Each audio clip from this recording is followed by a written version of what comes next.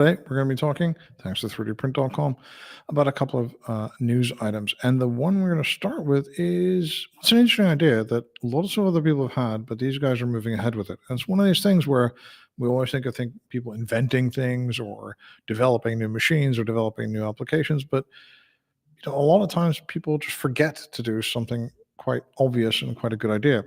This is researchers at the University of Colorado Boulder, Rob Maccurdy at Charles Wade, and they've been looking to develop lattice and cell structures for use as kind of absorbent material in the broadest sense of the word. So they really want to look at structures that they can design with 3D printing to make, for example, a bumper for a vehicle, or a highway crash barrier, even, which I'd never thought of actually, or packaging material, or maybe even like things like helmets. Now we know that, for example, in helmets, there's a lot of people working on different types of 3D printing technology.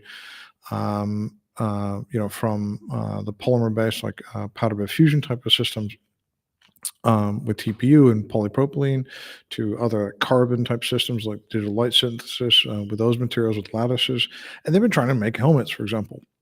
And these guys are looking at this in a much more broader way, not only looking at protective equipment, but just these protective structures as a whole. I think that's just really smart. Just like look at the world and say, okay, we can make unique structures at 3D printing. We know that we can make these structures in various configurations. We know we can optimize them for a particular shape to hold a particular thing, or we can optimize them, and we can optimize them at the same time to take very different impacts. So sharp impacts or slow ones or heavy ones and that kind of thing.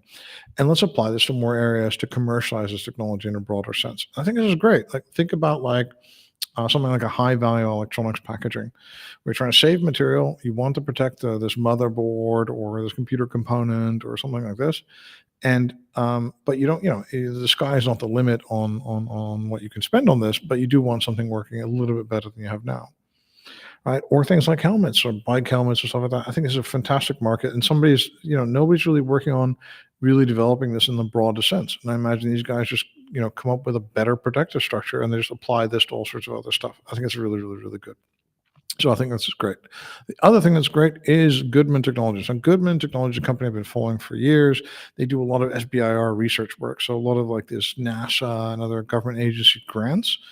And they're kind of like a contract research company that does a lot of this research. And they've been specializing in an area, especially tool pathing, accuracy, repeatability for robot-assisted or robot-developed or robot-driven additive manufacturing processes, metal, polymer, that kind of thing. And they're one of the very few companies in the world that are actually doing research on this. Like you've got Adaxis, you've got Rise doing research in this. You've got AI Build. But there's not a lot of like independent companies you can go to and say, hey, I want to develop a metal printer for titanium wire or something like that. Could you please do that for us? And these guys have been doing this. They've been doing this for like aerospace parts, very serious stuff. And now they've come up with something that is quite extraordinary. They've worked with the University of Hawaii, Wichita State University, the National Institute of Aviation Research, and under a Phase II STTR contract. Now, there was a Phase I, which is very exploratory, and in this Phase II, they've gone further, and they've done something that is actually really remarkable. And the amount of work this took is crazy, I think. It's 3D printed continuous fiber ceramic nanocomposites, right? And they're doing this, and they've made the tape, they've made the process work, they must have made the software work crazy, to use a robot and multiple tool heads to place this material and make TPS systems. Now, TPS, or thermal protection systems, essentially the tile of the space shuttle or similar type of structure. So any kind of structure or material or component that you put on the outside of your space vehicle to protect it either from re-entry or some kind of thermal pressures from the atmosphere in general. And of course, re-entry is the difficult thing to do. Everybody wants to make reusable space systems to make that system cheaper. And one of the big roadblocks is these TPS tiles or other type of TPS type of solutions.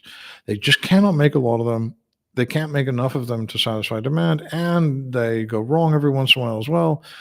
And when they do go wrong, the consequences are catastrophic. And the lead times on making these things is just too long. And it's also been a bit tricky. I've followed a couple of startups that have tried to commercialize TPS type technologies. and the potential is huge, right? So think about like all this money going into space, and think about just how much money you could save on just making that reentry process cheaper for everyone.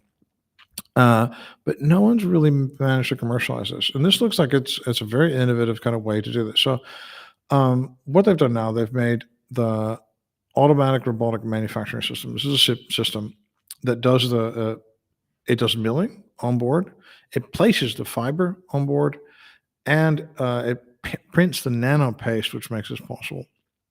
Right? It's a six-axis robot, and it can switch between these different tool heads to do the different operations in order. Now, this is extraordinary, right? Because you're talking about now you're taking something that would require maybe a lot of people to do this, a lot of hand layout type processing. You're automating it, and maybe this thing is going to be really slow, but it doesn't matter as long as it gets it done in the long run. Now, the material they use is silicon carbide, which you know is a very very special material. And what they've been able to do is scale up the production of this thing to make parts half a meter in size out of this, like kind of essentially silicon fiber, carbon fiber type of material. And apparently, this kind of works for this application. So at the same time, it could be really light. It could be a really versatile type structure. This could be a really versatile production process. And I'm just really excited about this. I'm trying to kind of imagine the type of work that would go into actually making this like a thing, and it would be completely crazy. It's completely crazy the work they had to do to make this actually like a workable technology. Anyway, so this is quite insane. Anyway, the next thing is number 22 bicycles. So they made a prototype of bike. The bike's going to be launched in 2025, and they've optimized this bike by 3D printing the entire frame. This is completely crazy because, like, first off, it doesn't fit in most machines. The secondly, it would be insanely expensive to do this, even for like Tour de France people or whatever. This is crazy expensive. But they say, very interestingly, that they've got 30 to 40% drag over their previous bike, which, considering this is an aero bike, is that's quite amazing, actually. So number 22 bicycles already makes titanium bikes. So this is already made in titanium as well. And it's printed in a single piece. Now, I refuse to believe that this is the future of bicycles, right? Because like, I'm all for our technology, but this is a really inefficient thing to print. It would be really, really expensive to do this. And even for this $20,000 bicycles, this is not a thing at the moment. So we're looking at this as a prototype. They said it's a prototype. What they want to do is print certain components and then make just the regular thing, just use tubing, which I think is it sounds a lot more sane to me than to do that, because just like printing tubing to me, if you're not going to be doing something really special with it, like to change the structure to make it stiffer, or to change the texture somehow to make it like, I don't know what. If you're not going to be doing this, it's just going to be a really complex, really expensive undertaking.